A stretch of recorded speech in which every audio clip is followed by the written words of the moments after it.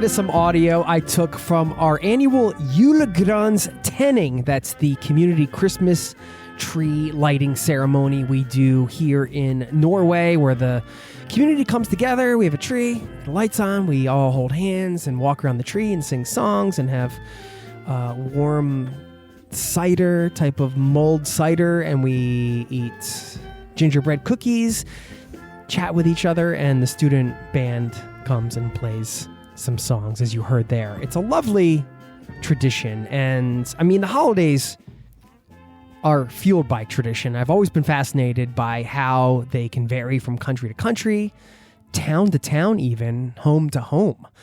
And why not spend this episode, as we celebrate the holiday season, learning about some of the traditions around the world, which we do today. You're going to hear some funny stories, some really interesting traditions, very unexpected ones, and a great family tradition by my new friends, David and Christy Bock, who are guests of the show today. They sent me an email a while back, and I'll read a little snippet. They said, quote, "Several years ago, as a way to expand the geographic and cultural knowledge of our children, we decided to pick a country once a month to learn and cook recipes from. For the past 4 or 5 years, that practice transitioned into a Christmas around the world tradition in the weeks between Thanksgiving and New Year's.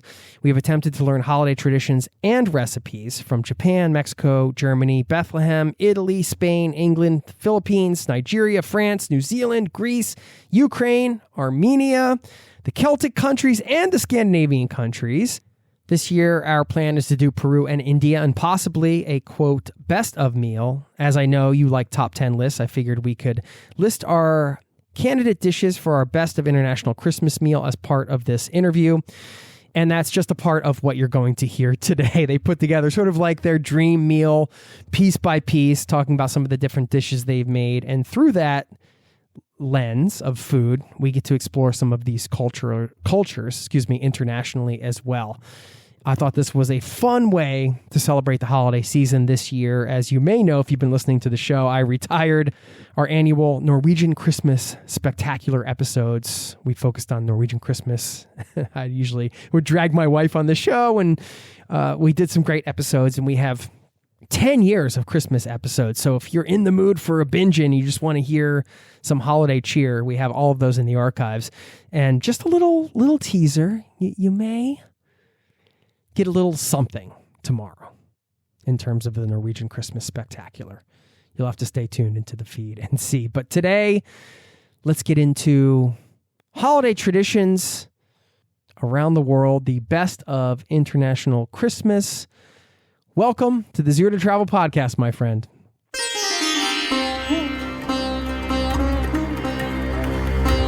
You're listening to the Zero to Travel podcast, where we explore exciting travel-based work, lifestyle, and business opportunities, helping you to achieve your wildest travel dreams. And now your host, world wanderer and travel junkie, Jason Moore. Hey, it's Jason here with ZeroToTravel.com. Happy holidays to you and yours.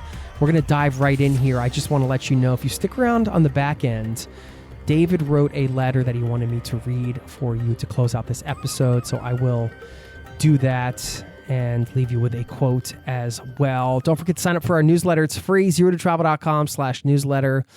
Have a wonderful holiday. I hope you enjoyed this conversation with David and Christy, and I will see you on the other side, my friend. Cheers.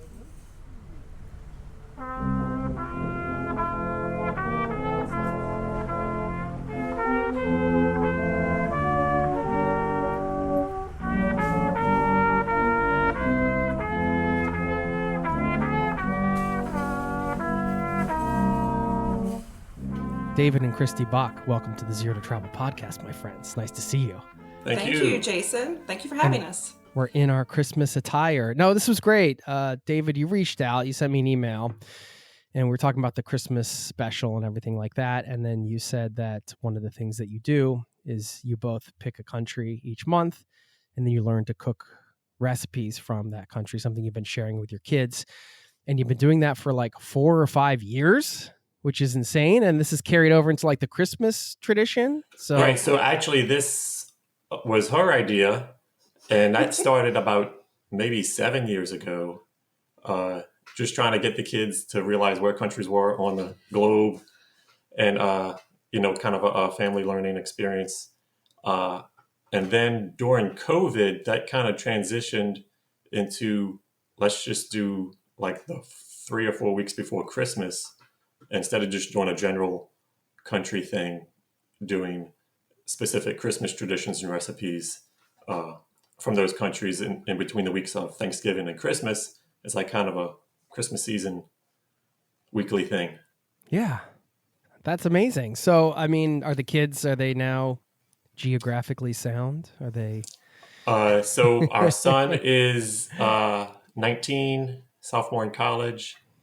So that has adjusted our schedule on this a little bit because he's not in every single weekend. He's about 4 hours away. And then our daughter's still home. So she's in high school. Well, like he said, this kind of started in 2017. It was during the kids' summer break. So, we have about that 10-week break between mid-May through the beginning of August. And I was like, well, let's think of something we can do. Our kids are eternally curious. So we used to go to our local library a lot. And so basically we started looking at books about different countries, and we decided we were going to start doing this. So we basically let each child pick a country that they wanted to do. And we read about it.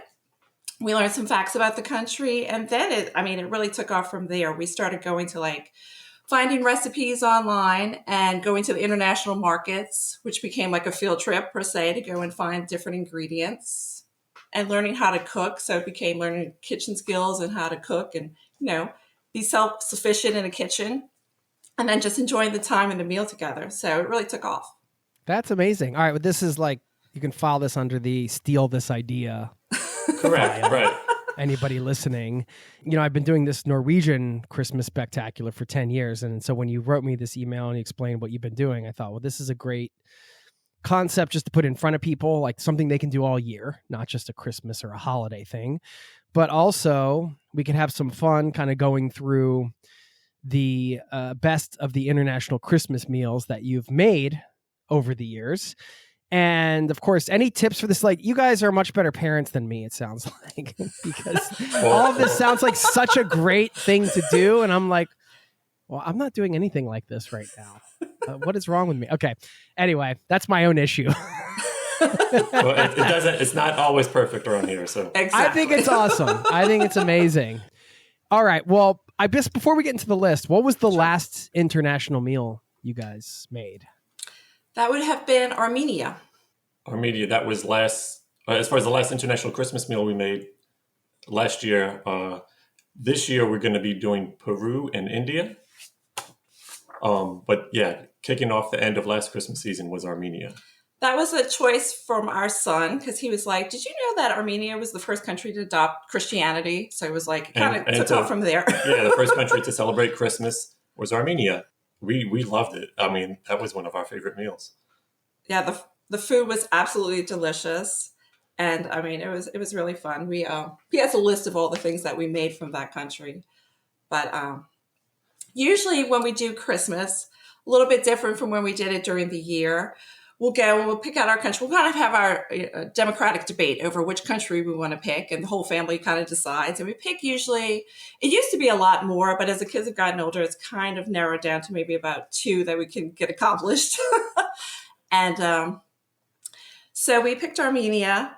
And like I said, we'll cook the meal. We'll look up the recipes. We'll go get all the ingredients. I tend to buy a nativity scene from that country, if I can find it. And also I will usually try to find little local gifts or something made from that country to give my family members during the meal to celebrate that country as well. Yeah, we'll all have a little Christmas surprise trinket present sitting on the table that she finds either on Etsy or eBay or even some other country website, shipped over, and it goes in. And she's even gotten some little storybooks of Christmas story, like kids stories from different countries. Yeah, okay. This is Italy next level. You're going Italy deep. Italy has I like the one the Italian Christmas witch. Yes. Befana. Yes. That was a favorite when we had that a few years back. Yeah, so Christy, she really nails I it. like a good theme. Yeah, that's great. Well, I mean, there's also the element I didn't think about, which is going to the international markets, and like just the exercise in itself kind of could take you to some places in your town or outside of your town that you haven't been to before, or you don't regularly shop, which is kind of gets you that travel feeling too. But also, I love these things that people that are listening to this, I think like. When we're not traveling, we kind of like to get our travel fix every now and again. Absolutely. And that's us, because we're always looking for the next trip. Well, this is the way to do it. All right, so you want to run through this and like talk about some another of the suggestion with that is that another thing we did with these meals is, especially with the kids, not to intimidate people out there, but to be both adventurous but also accessible. We'll go through recipes and like, well, they're not going to eat that. They're not going to eat this. Maybe we'll eat that instead. So it doesn't, you can match it to the palates at the table and to the culinary skills of the people involved, as far as like, trying to pull this off on your own. Okay, good point. Yeah, you don't need to go buck wild. To use a term, use a term from our generation. Right. Yeah, sometimes. Because some meals we've made only like a couple of dishes, and in other meals we've made like 5 or 6 dishes. So it just depends. What's going on? All right, so let's get into it. I mean, where do you want to start?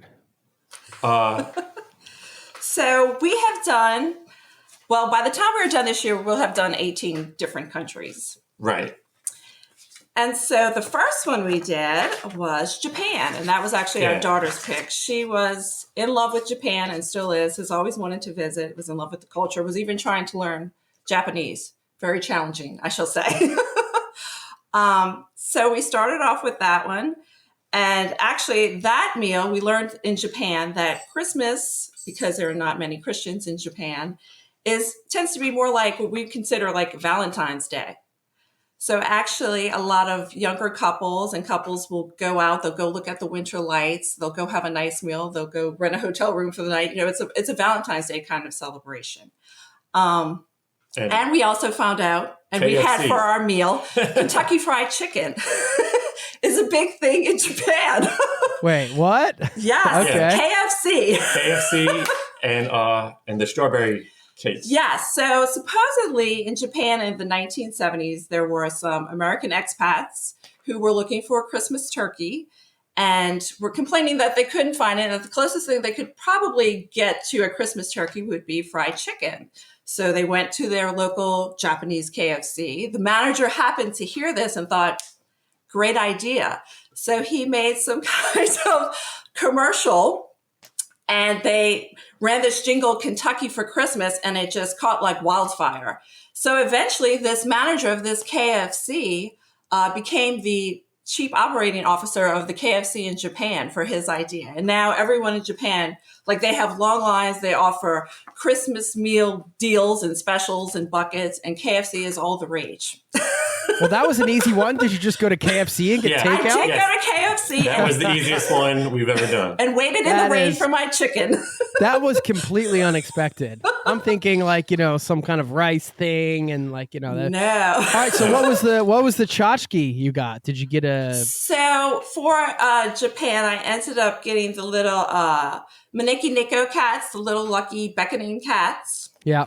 And there's with a little the hand folklore. That's just going like this all the time. Yeah. There's a little folklore legend that goes with that, a little story that we read. And I also bought chopsticks for that. There is a special kind of Christmas cake they make in Japan, and it's basically like what we would consider a strawberry shortcake. But it's not as sweet, and you put Santa Claus on top. Sounds delicious. All right. So, I mean, and you can class it up if you're eating your fried chicken from KFC with chopsticks. Exactly. Surely you can. Yeah. It was a very easy meal to prepare. Let's say that. All right. So anybody out there listening, if they're in the mood for KFC, just there you go. Japan is the way to go for Christmas.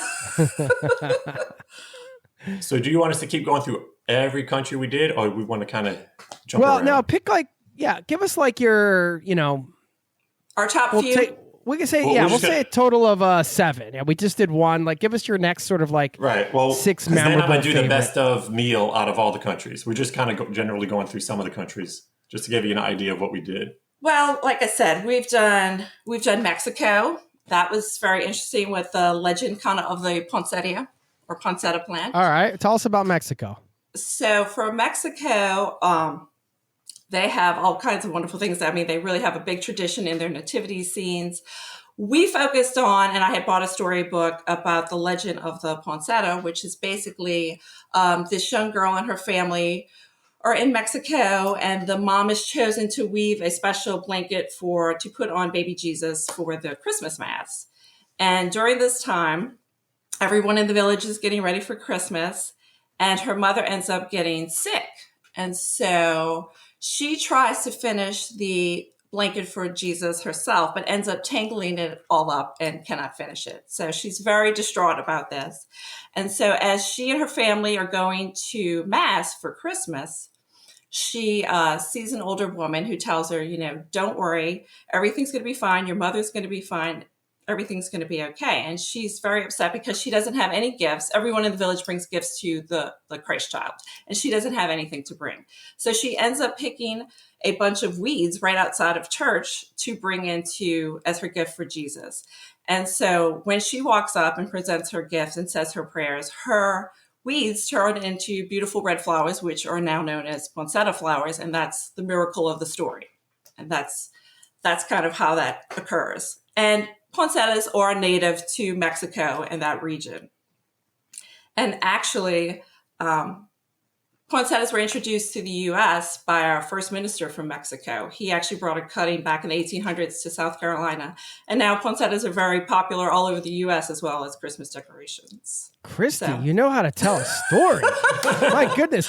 By the way, when you were describing that, and then the blanket, it got tangled, she couldn't figure it out because we already were at KFC. I'm like, is she going to stop at Walmart or something now? Is that where we're going for the next Christmas? Walmart. Are we going to Walmart to get something for this Christmas dinner? Okay, good. So we stayed in the... Yeah, all right. Let's talk about Spain. Spain. Because they have the Catalonians. Yes. Very interesting. Spain was really traditions. One of our favorites for our children because the stories and the legends are just crazy.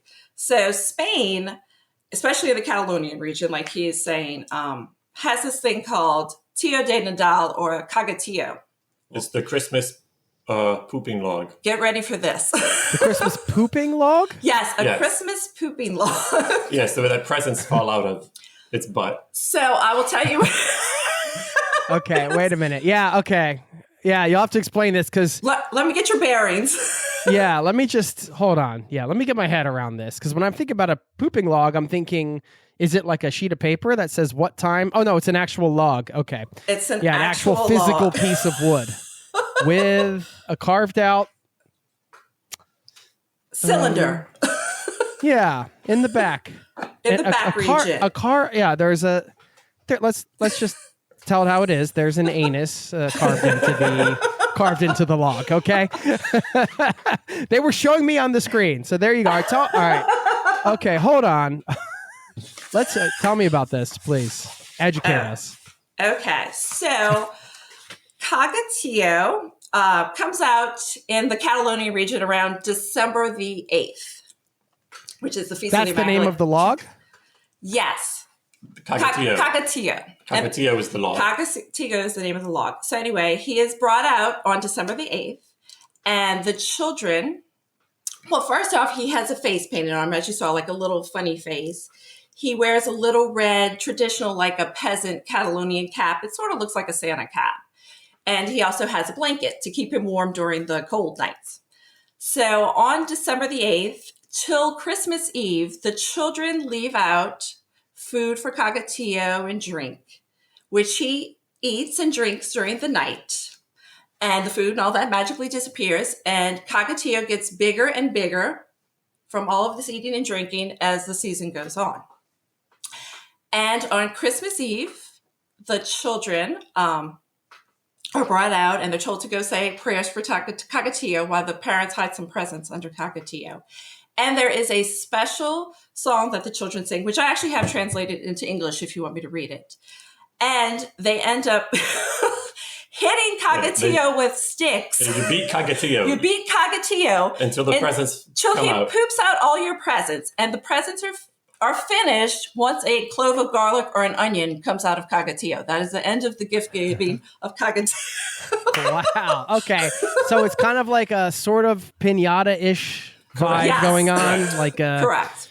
yeah, you give him a beat down, and then eventually he poops out the presents, and then you're He rewarded poops out for the said beat presents. down until the next year when he luckily gets to come out of his hole again and get beat down. He used to be actually after the children had received their presents and he was done. He used to be actually thrown into the fire and burned. Oh. and the ashes were then kept in the house for good luck. Oh, wow. Dark. I love it. All right. That's great. Yeah. These are the traditions that, you like. I love these sort of, I don't want to call them weird because they're not weird to the people there, right? But like, if it's something you're not used to. Exactly. I love to hear these because there's some, I know last year I heard about the Santa in Iceland. I'm going to butcher it, but it's not really a Santa. There's like 20 small like. Oh, we have a story about them as well. Okay. All right. Well, then I won't spoil it. Yeah, there's the Yule lads. Well, also in Spain, in the Catalonia region, there is something called a cagané. Have you ever heard of that? It's the pooping man. Yes, that is the little man.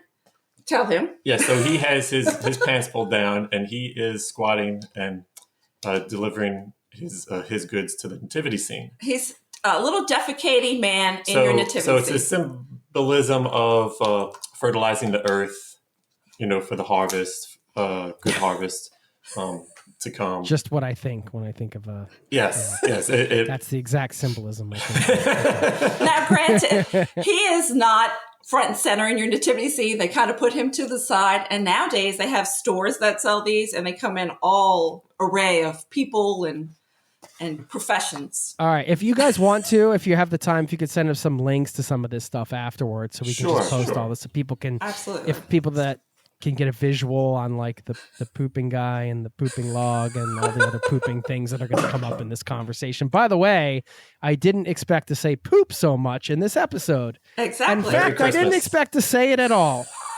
But here we are. All right. It's the gift that keeps on giving. There you go. Literally. All right. So we're going to, we can go through the best of meal. And then if you want to double back to any of the other traditions you might be interested in. I'll let you just take the reins. You guys are on fire, so keep it rolling. Where do you want to go? Like I said, we're going to be, by the end of this year, it'll have 18 countries. So we tried to do like a best of, and I've actually desired to actually do this kind of best of meal as one of our meals one year. All right, so everybody's running around the table and they're hungry to eat. We're still cooking. So we're going to start off our best of Christmas meal international with a snack. And a snack is the chin chin from Nigeria, which is Nigerian street food. It's basically little fried dough, bite-sized pieces of fried dough, little... yeah, it's got sort of like nutmeg and spices in it. It's addictive, let's say that. Anything some people fried compare it to clannad. Is that something in that area? It's like a fried bread kind of thing. Right. Yeah. So, but it's crunchy and sweet. Yes. So perfect little kind of snack to hold off the kids before the rest of the food comes. Correct. Right. So moving, perfect segue because we're moving into appetizers. And we've picked two for each category here. And we have from France gougères. And gougères are the French cheese puffs. They're like a little, the size of maybe a Swedish meatball. But in ours, we have Gouda, Gruyere, and Parmesan. You heat up your milk and butter in a pan, and you dump in your flour, and then you take it off the heat. You mix in eggs and all your cheese. You make a dough. You roll it into little balls, bake it. They come up little cheesy puffs. It's fantastic. All right. And then alongside that, we have our croquettes de jamon from Spain, which are the ham croquettes. And those are delicious. If you've ever had those, you have your ham, and then the dough actually has similar ingredients like a bechamel. So even though you're not putting cheese into it, it has kind of a creamy, cheesy texture to the dough with the ham when you fry it. So those are our two appetizers there. Um, moving on to salad category. We tried to find out what people would actually be eating in Bethlehem during Christmas. And one of the vegetable dishes we did enjoy from there was, I want to apologize in advance to all the countries for not pronouncing the names correctly. That's okay. There's a lot. This show is so full of mispronunciations from me. Okay, but this is just Batinjan Bilabin is an eggplant dish. It's basically the recipe we found was roasted eggplant, and you have a yogurt sauce, and that's garnished with pomegranate seeds. Some people, I think, also garnish it with nuts, but we have a nut allergy in our house, so we stay away from nuts on most dishes. Not all of them, though. Are you guys inviting me over for dinner at some point? Please come. Right. Where do you guys live? So we live right outside of Baton Rouge, kind of in the suburbia of Baton Rouge called Prairieville, Louisiana. Originally from the New Orleans area.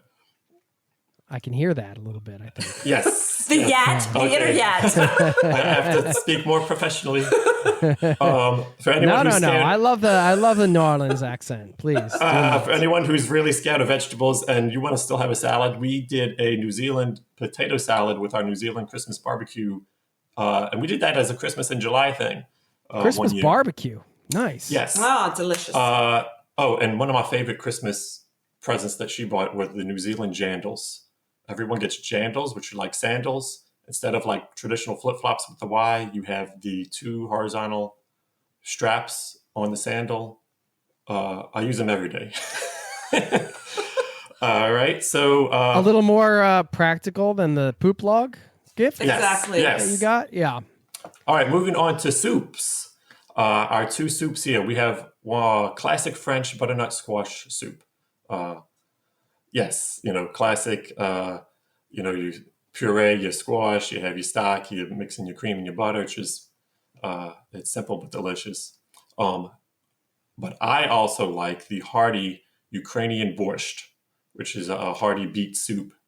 You warm that up on a cold winter's day. That's just like comfort food, I believe. Moving on to sides.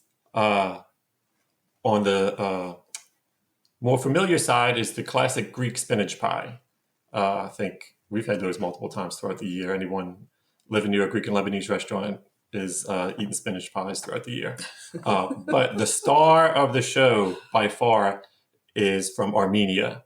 And this is, I'm sure I'm going to mispronounce it, but I believe it's hapama. And it's actually spelled Ghapama. And this is a stuffed pumpkin. So you're going to get a pumpkin smaller than your typical jack-o'-lantern size, but not so tiny that it gets lost. And this is stuffed with a rice, nut, and fruit mixture. And then you bake it all in the oven, take it out. When you slice it out, the presentation is beautiful because it kind of cascades out into a sunburst pattern, flower petal type pattern on the plate. And you grab your little piece of pumpkin with the stuffing. It's beautiful as it is delicious. That was one of my favorite things we have ever made. Yeah, I'm glad my son picked Armenia because to me, this is an underrated culinary destination just waiting, for people to visit. The food was fantastic there. All right, moving on to entrees. Wait, hold on. On that note, has this exercise, what you guys have been doing, has that inspired you to actually go to any of these places? We want to go everywhere. So internationally speaking, we have been to Ireland and Portugal and Spain and Morocco, and 6 hours in Morocco. So yes, this does kind of pique our interest in visiting countries in the future. Currently with his job, he's not really allowed to travel during the holiday season, but once retirement comes, it's full steam ahead. Okay, so moving on to the entree round. I'm not sure how popular this is in every French household during the holiday season, but we love the classic beef bourguignon. That's the classic French beef stew with red wine as a star ingredient. Delicious. But competing Yes, but competing with the French again are the Armenians.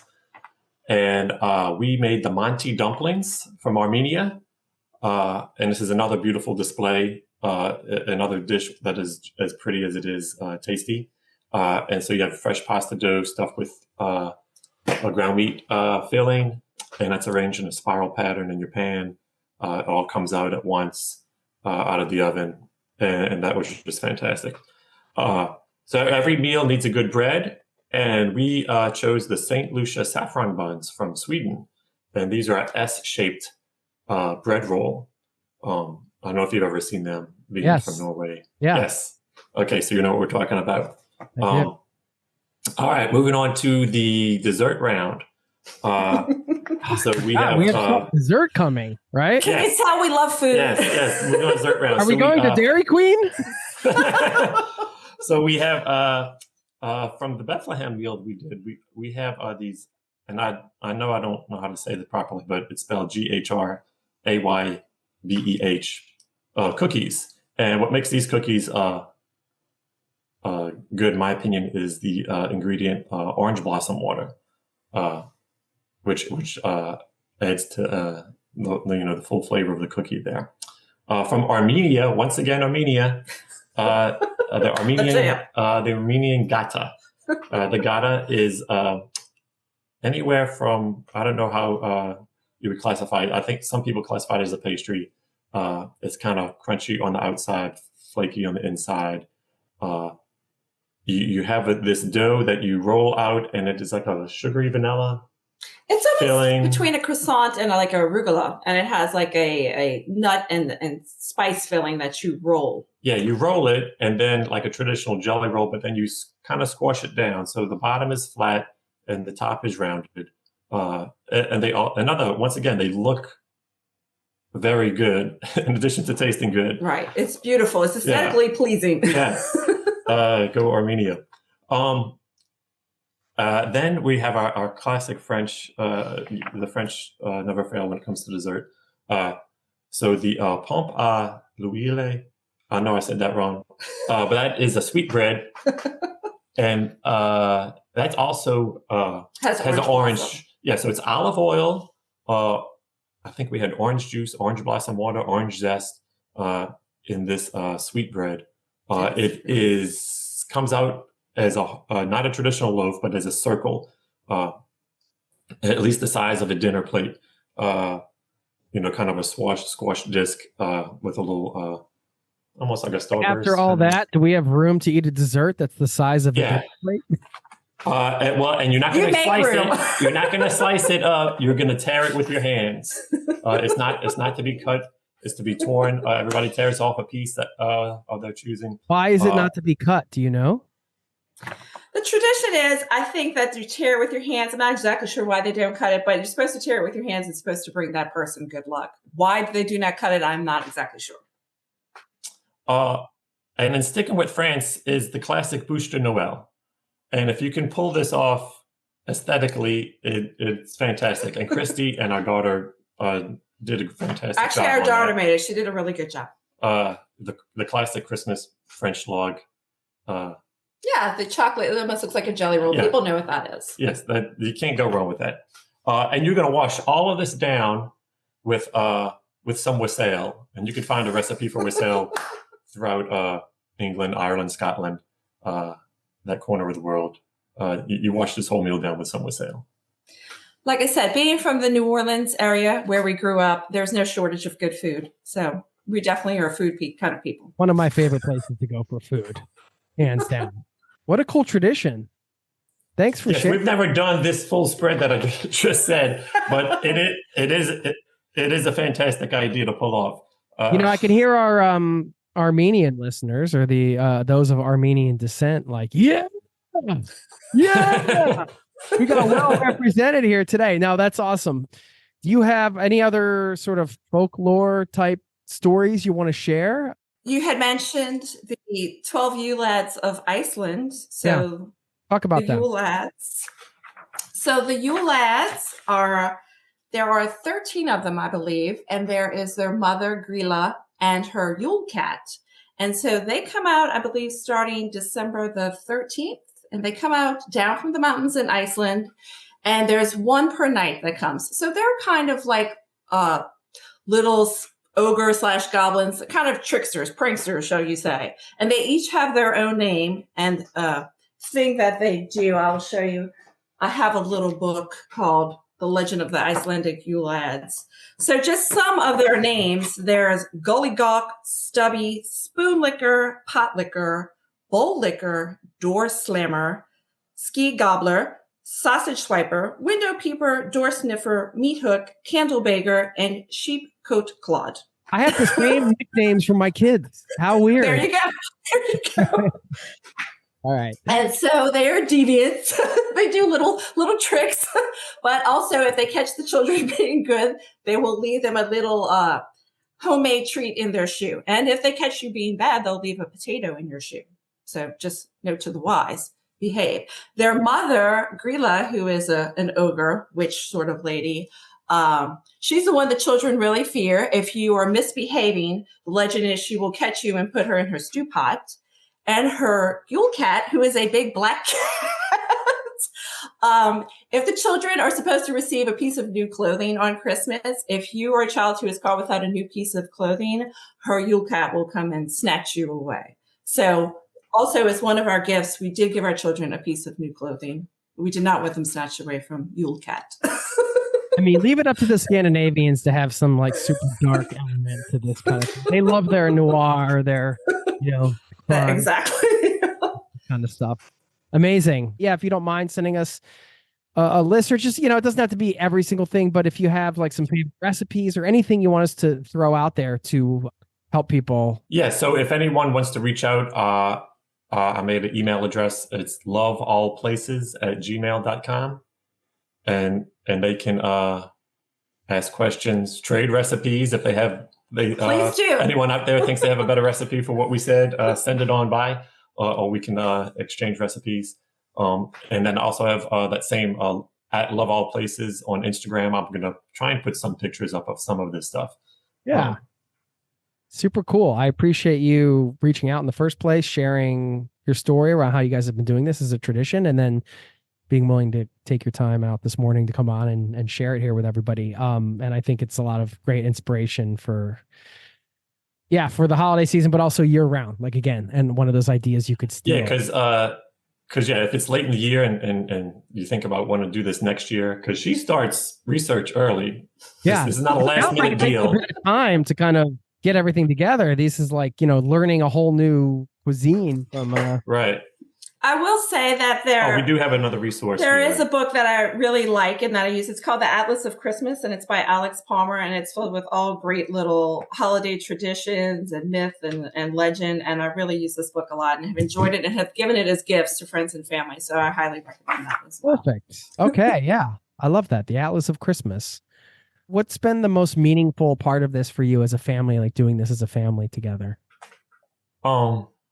It's fun, but also I think our children have grown in their culinary skills, in their appreciation of culture, and their just palate, willing to try new things.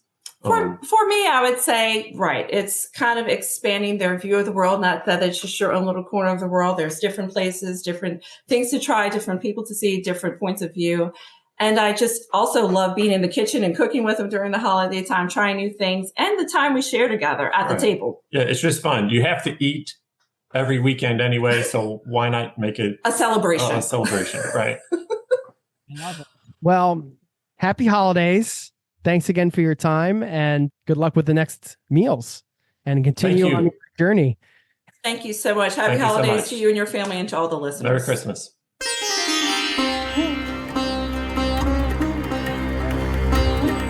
There you have it. Thank you to David and Christy Bock for stopping by and sharing their wonderful tradition. Feel free to steal that idea. What a great way to explore the world from home. Now, I'm going to read you this letter that David wrote. He asked me to read it at the end of the episode, and we're here.